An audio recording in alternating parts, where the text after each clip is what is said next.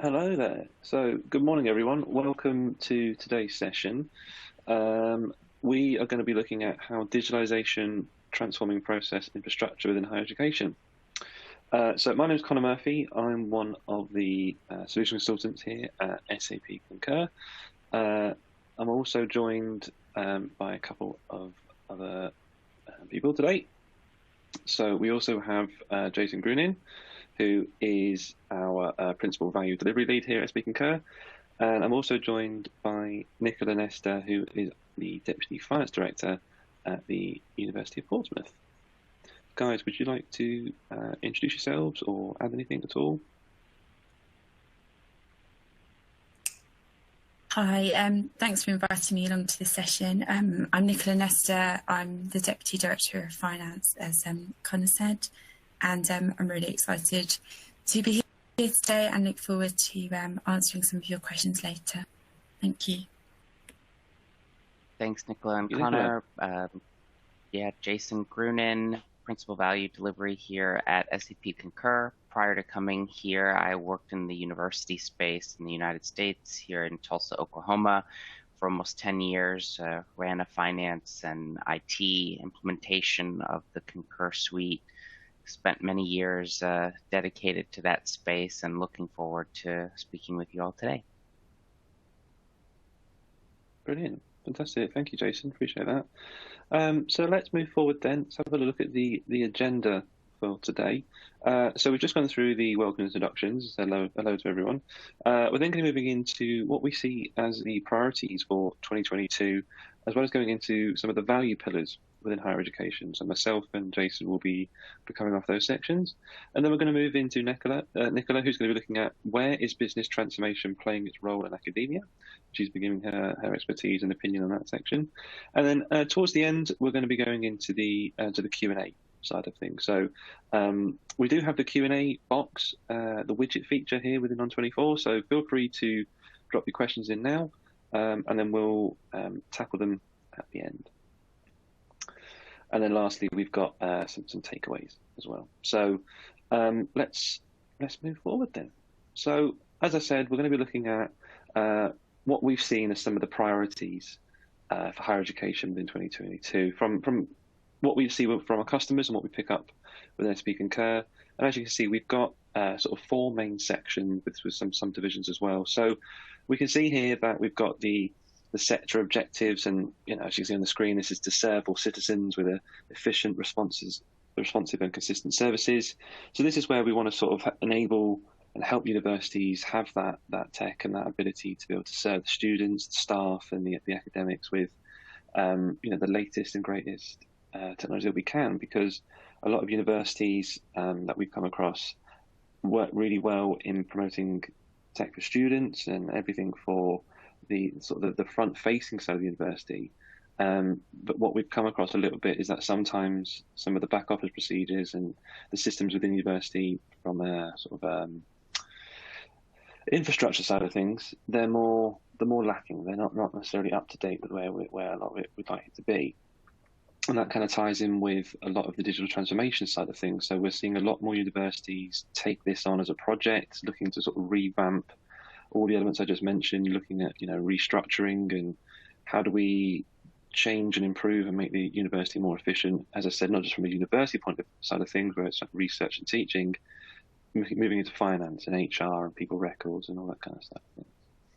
But some of the biggest challenges that we've come across is, as I mentioned, giving people the right tools and technology. So we've spoken to various different universities over our time here. And some of the issues we face is people don't have mobile phones, for example, or they still like chalkboards. So how do we help support them and give them the tools and enablement to do that and work with it? I've even spoken to people where internet access can be a bit of an issue for some people. So it's about supporting them and guiding them and educating them to that side of things.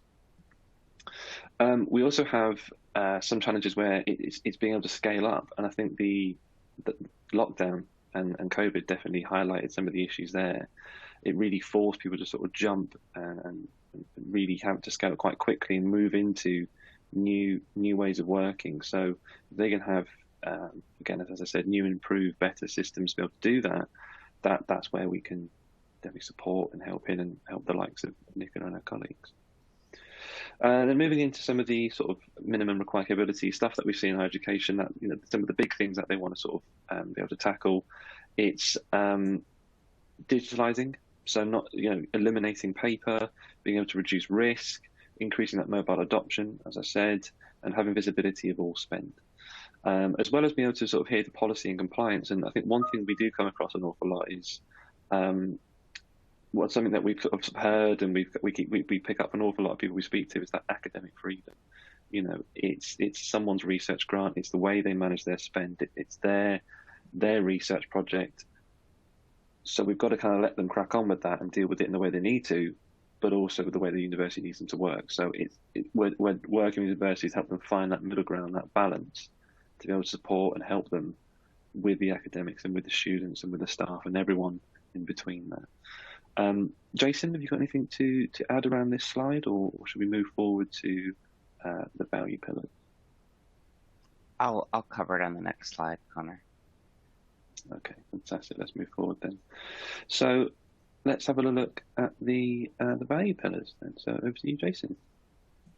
Thanks, Connor. Yeah, as you were just talking about, right, every institution, even my own that I've previously worked for, we've all become pretty complacent in the way things were done, right? We're all working with faculty on a daily basis. We all prioritize the students' needs, right? But at the end of the day, sometimes the business needs of the university are some of the hardest to change, and try to address the policy and the compliance and just the way things are being done for the sake of looking at a new technology to solve a problem.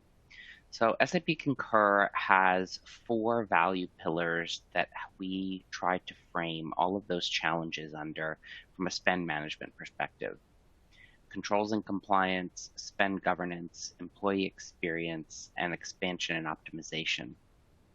And one of the biggest things that really impacts the way we do things are all of those controls and compliance that we have to follow, right? So looking at the grants, right, the revenue that's coming into the university, a lot of them all have requirements to ensure that the money is being spent appropriately, whether it's governmental money, private sector money, research grants, etc.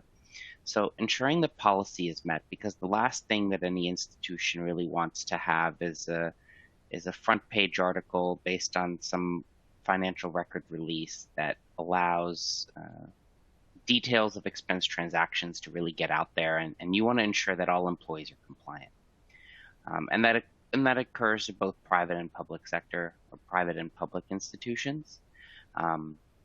Looking at how cash is spent, looking at the dollar amount, for example, of an airline ticket, or the hotel that an employee chose to stay in while traveling for work, whether it's for a conference or whether they were spending an overnight outside of their home city, ensuring that things are being appropriately followed. Right? Having a centralized tool in place to allow policy to be applied during the time of booking ensures that you don't have to worry that people are booking non-compliant or inappropriate dollar amount, whether it's a location based, whether it's the chain, they're staying at a Four Seasons hotel or some, 500, 600 plus pounds per night, ensuring that policy is followed, whether it's booking an economy class ticket or whether their grant allows from a budget perspective to book a business class ticket. What we found is that institutions that have those types of controls in place lead to 44% compliance, additional compliance validation with an end-to-end T&E solution. So again, the second piece of that really falls into the duty of care, which is a big issue I'm sure many of us struggled with during the COVID lockdown back in 2020, trying to figure out who's away from campus, who's been traveling, where have they been, how do we get them home. Institutions have really worked to implement more strict duty of care procedures, again, knowing where your employees and your students are, and having those things in place with a process that's one for everyone is one of the ways to accomplish that. Secondly, we have the spend governance value pillar. How are those funds being utilized across your organization? Do you have duplicate payments? Do you have credit card and cash transactions being reimbursed to employees? Are you ensuring that adequate receipts are being uploaded and approved by the particular cost object approver? The current policy might say, the employee or the cardholder or the traveler is supposed to hold on to those receipts and then at a later time could potentially get audited. Having a single system to store all of that allows both the finance and the approver and the research office and all of the individuals that have a need to know have a single place to go look. Where can I see the receipts and the transactions for this type of spend? It can lead towards additional procurement opportunities because you didn't realize you were spending a certain amount of money with a particular supplier, which could lead to additional negotiations for discount, reducing unauthorized vendors, ensuring that, you, again, from a spend perspective, that you're following procedures, as well as at the back end, if you utilize a corporate card product, you can increase the rebate back to your institution, which should be a minor amount, but still something to consider. But most importantly, the details of that transaction coming from a corporate card really reduce the ability for a user to have fraud in terms of intentional or unintentional, because you have all of that transaction detail flowing into the system. And what we've found is that most institutions that, again, utilize a revamped audit policy were able to save more than 11% from a cost perspective across the board, because users are being informed during the booking process and during the travel process what's in policy and what's not, rather than asking at the end or even pre-approval with a request conversation, travel pre-approval, ensuring that things are pre-approved and not asking Mother May I at the end of the trip, in which case it's really hard to say, no, we're not going to let you be reimbursed because you're already out of pocket. And we all have those individuals that are constantly on the list of saying, hey, next time be a little more vigilant of your spend, or, as we call them in the United States, the cowboy list, or the people who are always audited because there's always something questionable on their expense report. Lastly, employee experience, and this applies to both employees and students, right? So students, whether they're graduate students, TAs, teaching assistants, club accounts, etc. One of the justifications that I used and helped adopt this transaction, this SAP Concur for both employees and students, was really thinking about the fact that we need to prepare our students to enter the workforce. And part of that conversation really goes, how can we help them understand the process of a travel and reimbursement procedure, so that when they enter their job on day one, they're not completely out of the loop on how to process and utilize business applications. So the more we could ingrain students and that type of teaching mentality into the system, just furthered the need to have a single platform for all type of employee and constituent reimbursements. Having that single platform allowed us to streamline all of the processes and have one place where employees could do everything in, from managing their card to expensing their claims. And as you think about the future and expansion and optimization, how do you continue to be agile? This is not a system you implement and then walk away from. It should be a continuous change. How do you adapt to what's going on in today's world? Does your policy reflect how the traveler is perceiving things and what the business needs of the institution demand of the travel and reimbursement system? Having, less time to process a claim by implementing mobile tools, having card feeds, clear and distinct policy and expense types from a reporting perspective. All those things allow us to tackle the things that we all struggle with when the CFO comes down and says, well, how much are we spending on this particular area? And you have to pull reports from 3 or 4 different systems because there's not really a cohesive way to gain access to all of that reporting reporting under one platform. So those are some things to think about as you think about how your institution is facing the real world problems of today, and also trying to tie it back to better spend management and governance. So thanks, Connor. Brilliant, fantastic. Thank you, Jason. That was great. Okay, then. So moving forward, we're now going to hear from Nicola. So over to you, Nicola.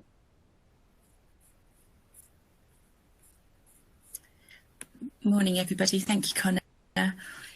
My name is Nicola Nesta, and I'm really pleased to have been invited here today by SAP to talk about finance and business transformation, something that I'm really passionate about.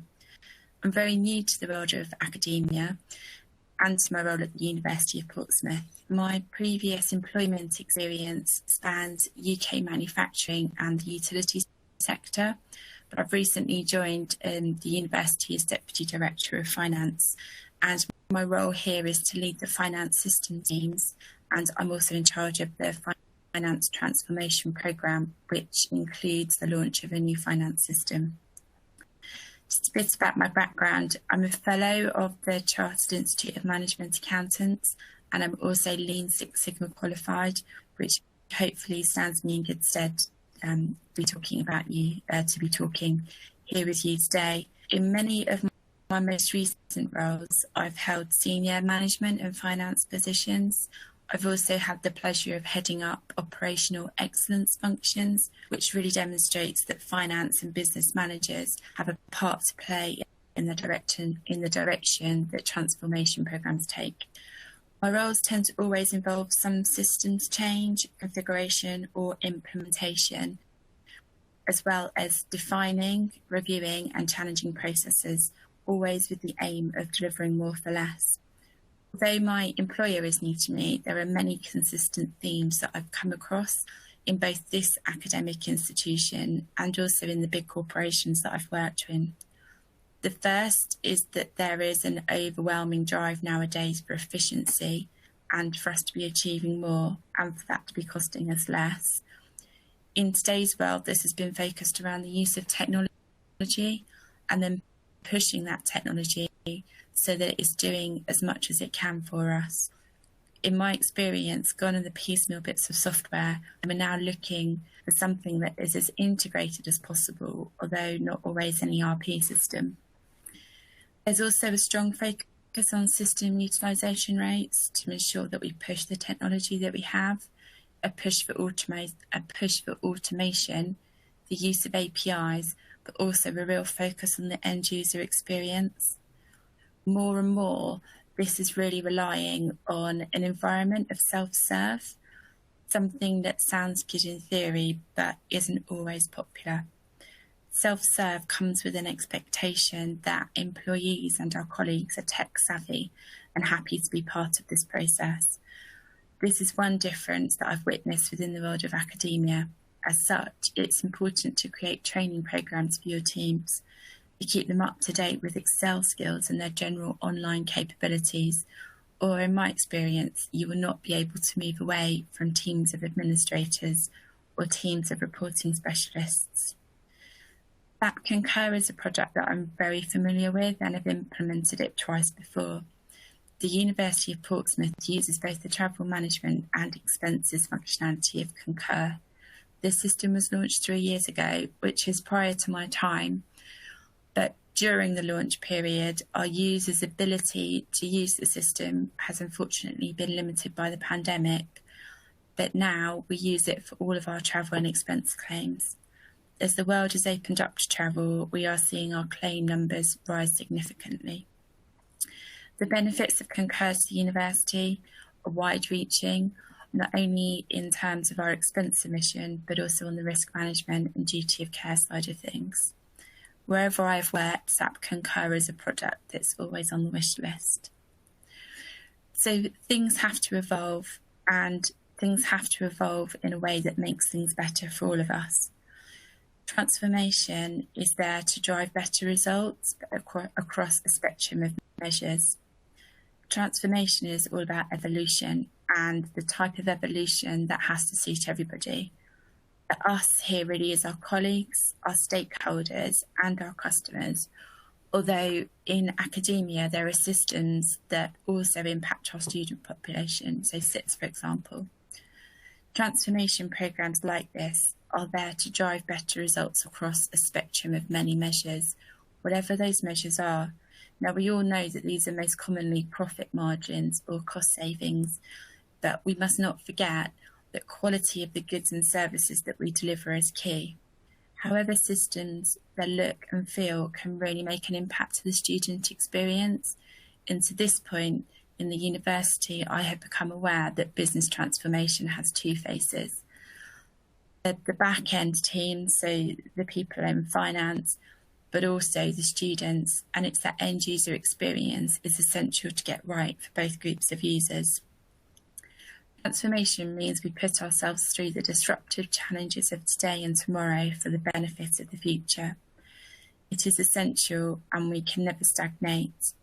This might mean that some of our changes are big, for example, reprocessing, replatforming, building new systems, or it could be smaller steps like process mapping and updating our documentation.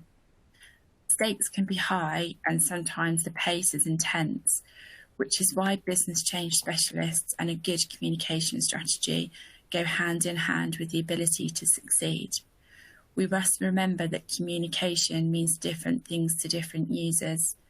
Videos versus documents, app-based or desktop, words or pictures only. The choice is yours, but understanding your demographic and how they best thrive is key. However, transformation is not an event. It's a journey that is designed to achieve high impact at two levels, individual and organisational.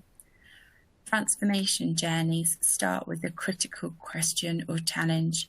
For example, how do we fundamentally rethink our business? How do we compete more effectively in a different playing field? Or how do we become more agile? The scope of the changes needed is key. What are we aiming for? How do we know when we've achieved it? How do we reflect on our successes and what do we do next? Transition plan should never be in isolation to what the target operating model looks like after the changes occurred. This should always include an element of OPEX for any ongoing needs. Part of a transformation programme across the learning sector is sometimes digital but always mindset driven. Transformation is successful when we have the ability to create dialogues, explore options and alternatives, often considering the most extreme and then finding a creative and innovative solution to suit the scale and the pace of the organisation. It requires immense commitment from the individuals, but also the organisation and those leading the way. We accelerate transformation through capability building of both our people, our systems, and our processes. But there is sometimes a conflict between having our best people driving our system changes, but also in our ability to complete our business as usual work. This needs careful consideration, as there are not always plans in place to get those similar people up to speed with the complex processes or just the breadth of knowledge needed. How many teams in your organisation have key dependency on just one person? How do you facilitate that one resource so that you have the best of both worlds? Student satisfaction is really at the heart of any desired outcome in academia. Each organisation here will have their own measure and metrics, but we all have one thing in common, and that is that student satisfaction is at the heart. Ease of use, synchronisation, one feel are key and stick with students for a lifetime. In a world where the likes of Amazon and PayPal have one-click technology, then this is what is becoming expected. And why shouldn't universities offer this? We are, after all, the cutting edge of research and innovation. Universities are known for having the most flexible system ever, paper-based, and it's quite often tailored for every user.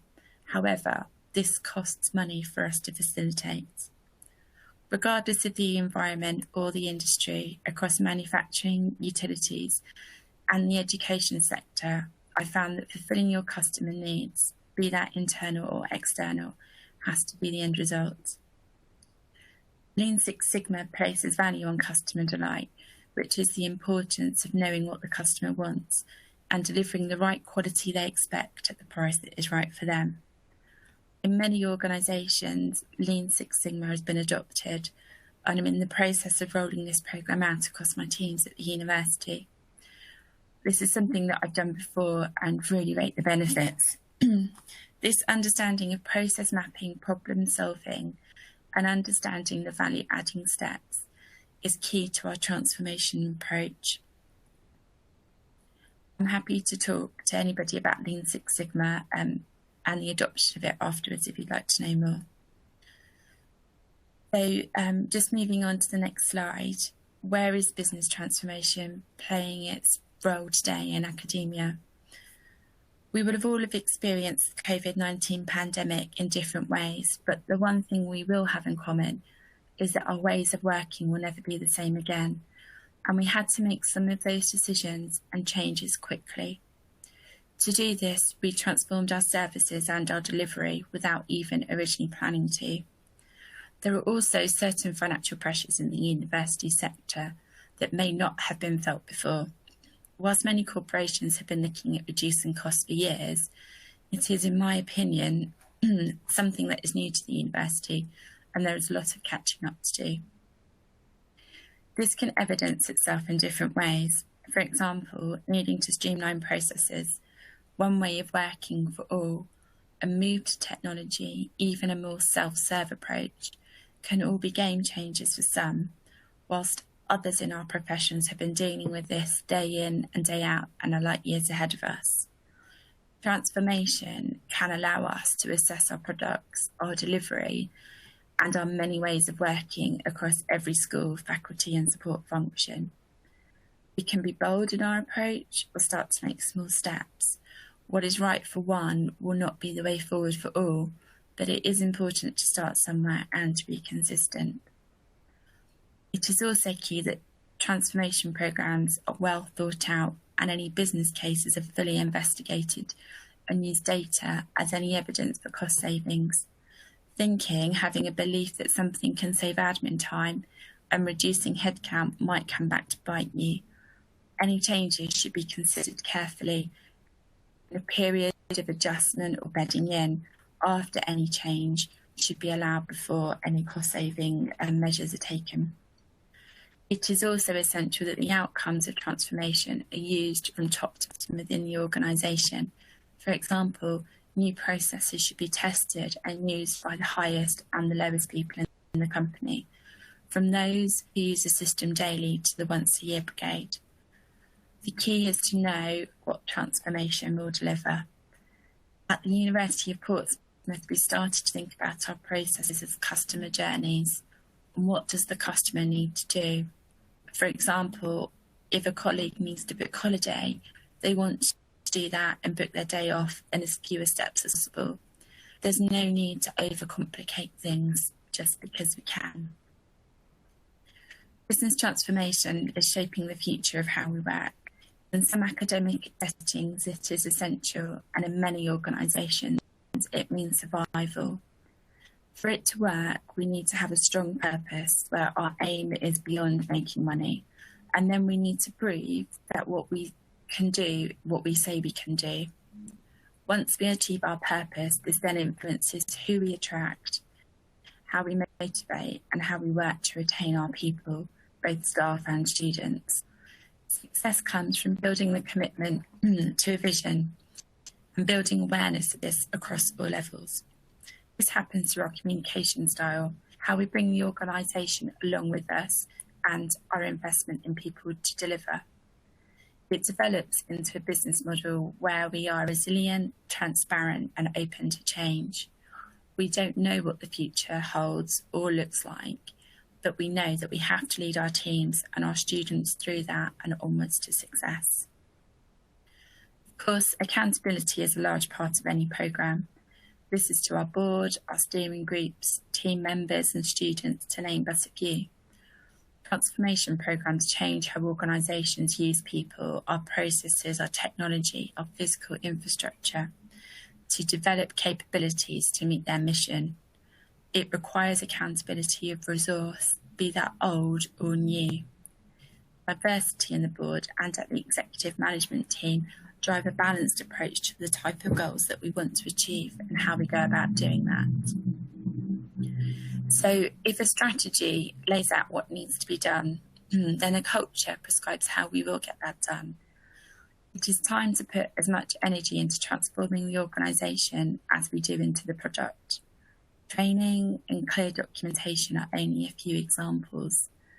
One way is also by eliminating ambiguity, having a clear direction of travel.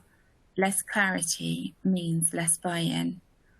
You can't just talk a culture into the consciousness of your employees. You have to live it day in and day out with no exceptions. So the culture change challenge is not one of wholesale transformation, but one of curation, of implanting new values, of retiring values no longer helpful.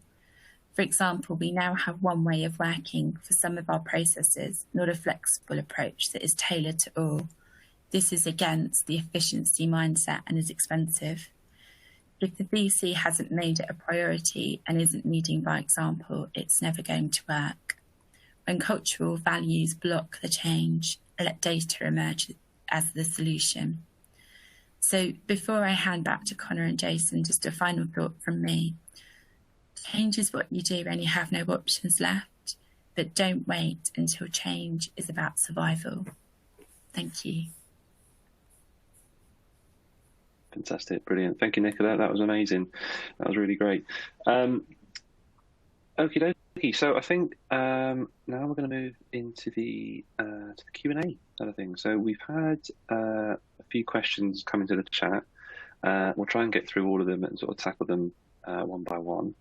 So there's one here that I can probably answer straight away. So the question here is, if you wish to run the Concur solution, are you forced to use SAP's ERP or is it agnostic? So you're glad to hear that it's fully agnostic. So even though Concur was bought by SAP about 8 years or so ago, you don't have to have any SAP backend to be able to work with Concur. In fact, the majority of our customers globally tend to not have any SAP systems, and there's a multitude of ways in which we can connect with various different systems from various different suppliers. So that's not an issue at all, really. Let's just move through them, get through them one by one. So I think another one we could probably go into. So it's probably one for you, Nicola, actually. So what is the biggest complaint you had about your paper process before moving to a digital system? Also, has the obstacle been overcome fully or partially? So in my experience, people at the university love paper-based processes. And I think that whilst paper-based processes are very costly, it does have an element of flexibility. It can be completed by all, it can be tinkered with. I think the biggest complaint we had about paper was really when we moved to home working throughout the pandemic, and we were facilitating workarounds to be able to transact on paper, and that became our biggest challenge. We had compliance issues, we had scanning issues, we were building backlogs of paper documents which we needed to attach to our finance system transactions. And at that point, the paper burden became too much, that it really then inspired people to move to a world where transactions were more automated because of the time and the cost of paper-based processes. Yeah, definitely. I think that's what we're hearing across the board, really. Yeah, that makes sense. It's fantastic. Okay, thank you, Nicola. So I think another question we've got then, it's one for you, Jason. So the question is, how similar are the US universities' problems in spend management to the UK? Would you say it's very much the same? And what are your biggest hurdles in the US? So having been both a customer and now kind of on the SAP Concur side of it, really across the board, higher ed, whether you're in the UK, Australia, APAC, US, all of us are all of the higher ed community is really focused on a couple things, right? Obviously, the first is student success, right? That's always our mission. How do we continue to stay abreast and up to date with all of the latest and greatest technologies? How do we encourage students and faculty to promote research and be cutting edge, right? And as Nicola said, the finance and administrative areas have always had hesitancy and like paper because that's what they're comfortable with. And so change management and being a change agent, is probably one of the biggest hurdles, no matter where you are physically located. People become very complacent and content with the way things are being done and don't want to use change in a positive way. And I think that that's probably one of the issues that every university faces, again, no matter where you're sitting. The second is probably also some political nature, some of a hot potato for some, is how to approach faculty, right, who may be governed by contracts and tenure and research dollars and the threat of, I don't want to tell them what to do, for the fear that they're going to take their research to another institution who's not going to tell them what to do. And I think what we've seen in the pandemic, R1 top tier multi-billion-dollar budget institutions say we have to be better stewards of our funds, of the government's funds, of the project sponsors' funds. We are going to implement tools to do the right thing. And it's not a big brother approach. It's not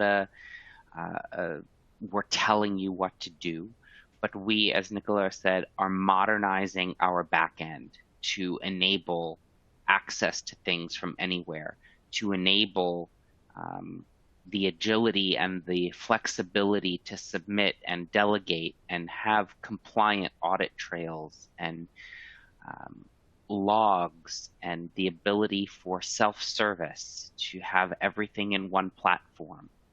And I think that that's really the leverage piece that a lot of institutions have gone and sold, if you will, to their VC, whether it's their VCs, whether it's their faculty senates, whether it's their governing boards, their trustees, etc. Finance systems are typically the last one to get upgraded, right? Everything else is fancy and front end from a student perspective. But at the end of the day, the finance projects have kind of the hardest burden of proof, right? Because the CFOs are always very, very aware of what they're spending of their own budget, and they are very much wanting to be conservative and not spend more than is absolutely necessary. But this is a project where this type of involvement really benefits and touches everyone across the university. And I think that's another example of how it's not so different whether we're in the US or the UK or anywhere. Yeah, I think that makes perfect sense. I fully agree. So that's something that we're hearing the same here in the UK as well. So that's fantastic. Thank you, Jason. So there's one for us in Concur. So I think probably between myself and Jason, we'll probably tackle this one. So this question is, what are the top 2 issues Concur is hearing about from universities and colleges concerning visibility of spend and policy? So I could probably start with that one. I think, to be honest, one of the biggest concerns about visibility of spend is probably lack of visibility. I think unless you have a system in place like Concur or a way to sort of capture and track spend, is, I say it all the time, you don't know what you don't know. So if you don't know if someone's going outside the travel program unless it comes back into the expenses system some way or another. You don't know where they're spending the money. You don't necessarily know where they're going to be. I think it's just not knowing.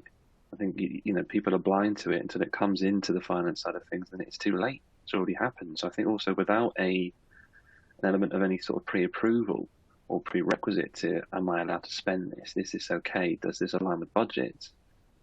it's a constant game of catch up, I think, to be honest with you.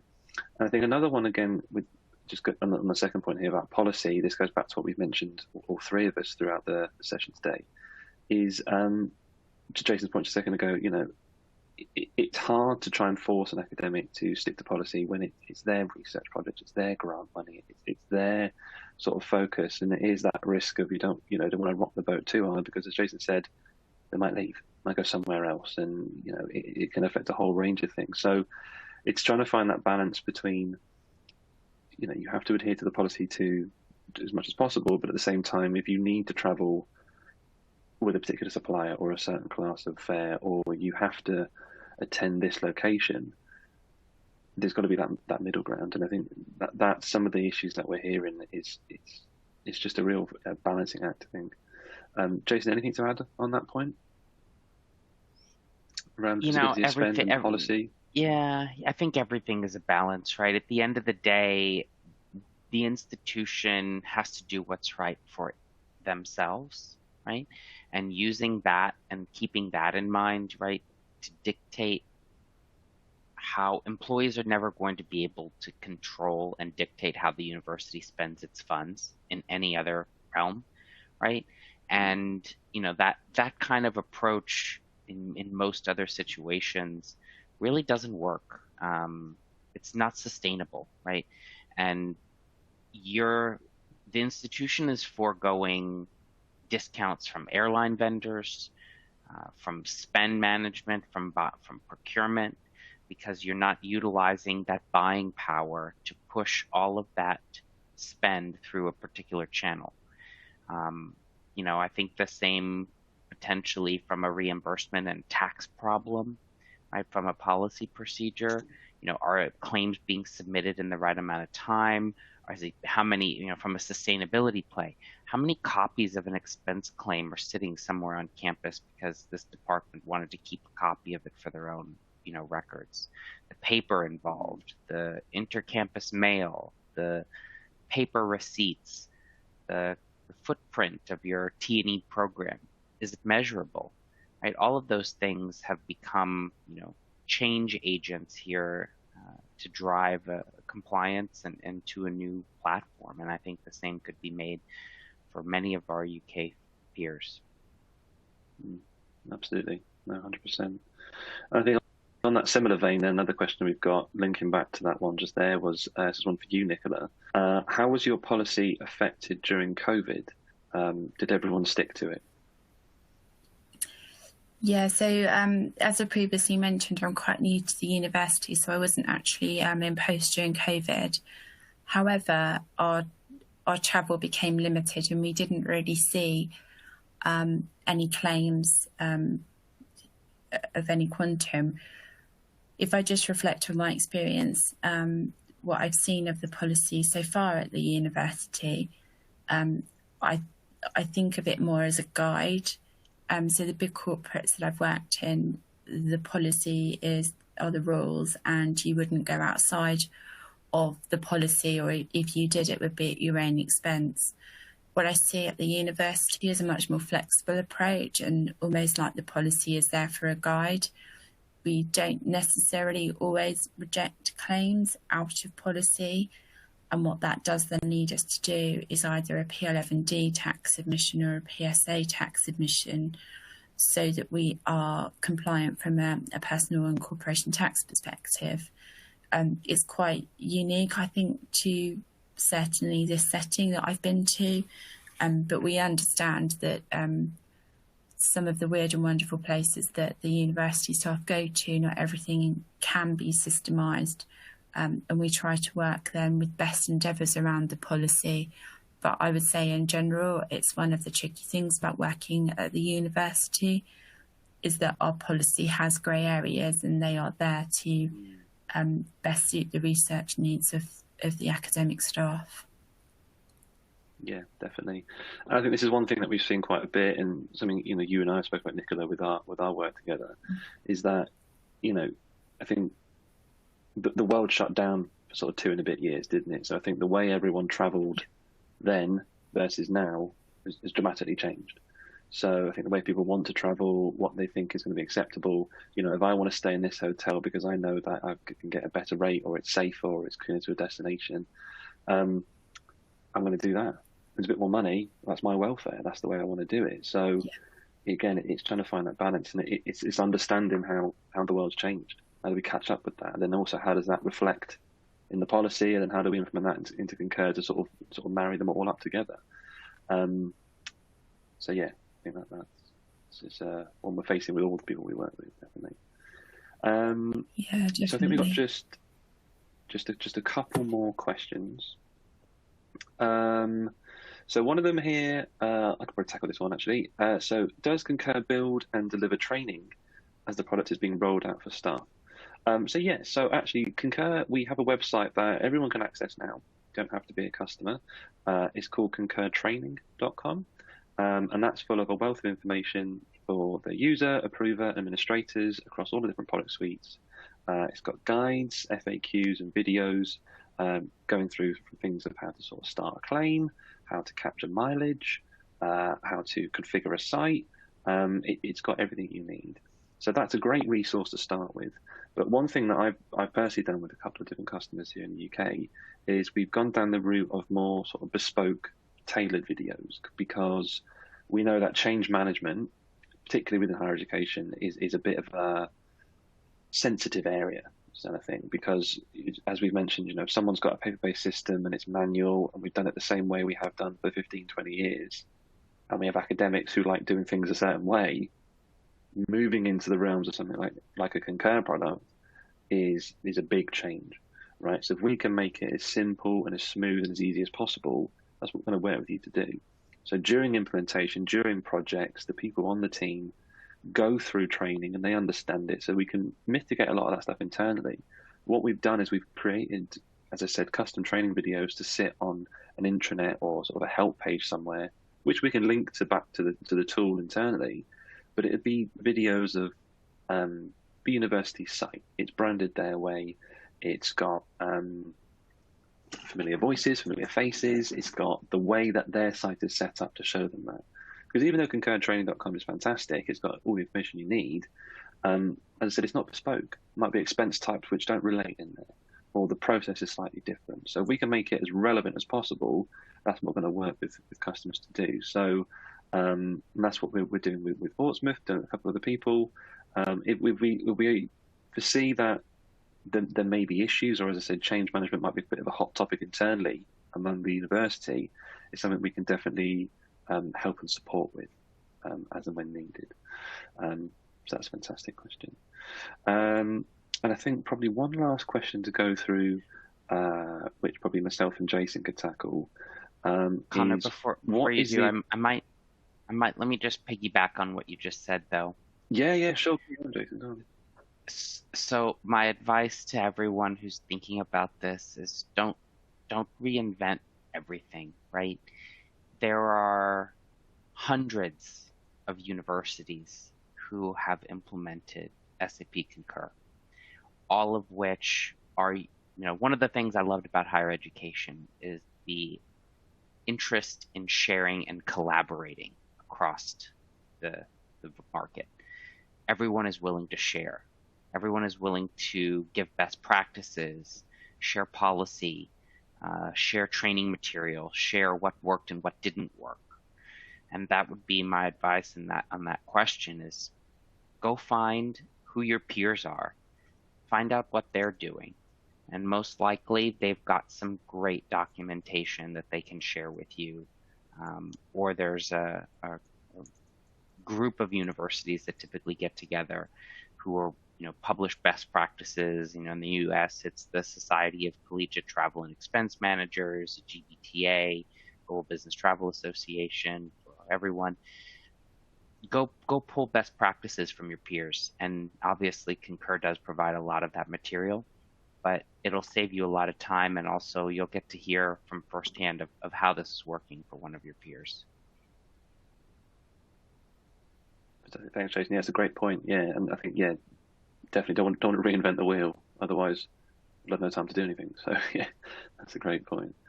I think probably just one last question then. and this one's for you, Nicola, again. So, and I know that you've said that you've only been in university a short amount of time, but I think this is still happening throughout university. So the question is, what was the influencing decision for your university to switch from a legacy to a digital infrastructure? Yeah, I think some of our software products were moving to more cloud-based solutions, and that really forced our hand. But I think that then led the way.